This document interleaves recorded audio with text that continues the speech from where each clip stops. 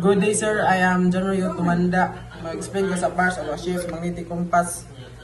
Kining ako na explain kining compass ball ari ni siya na bilong sir. Inos babaw. Ang compass ball sir is kining suldanan nga nagkupot sa compass card, azimuth circle or lubber line para sa direction sa barko. Sunod sir kining soft iron spur, kining lingin sir nga magbula bitaw. Ang soft iron spur kay bola nga puthaw aron makorek ang epekto sa lokal nga magnetismo sa barko. Sunod sir kining Flinders bar. Muna yung Flinders bar yung taas sir. Ang Flinders bar sir is bara nga puthaw para sa pagkorek sa vertical nga magnetismo. Sunod kining healing magnetic tube. Ang healing magnetic tube kani sir kining gamay nga puthaw. Ang healing magnetic tube sir is magnet para makumpensar ang magnetismo tungod sa pagtingkod o pagdungaw sa barko. Yeah. Sunod kining for an FD magnetic tray.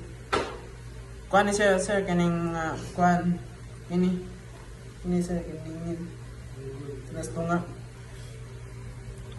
Ni siya magnetismo tungod sa ni siya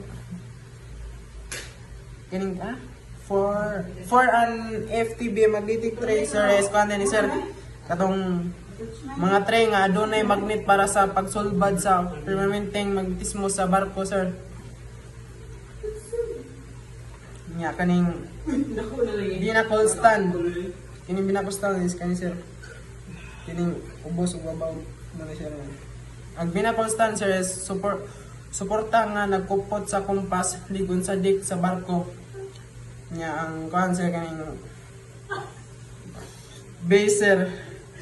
Ang base kining nasa ubos sir. Kining nasa ubos base.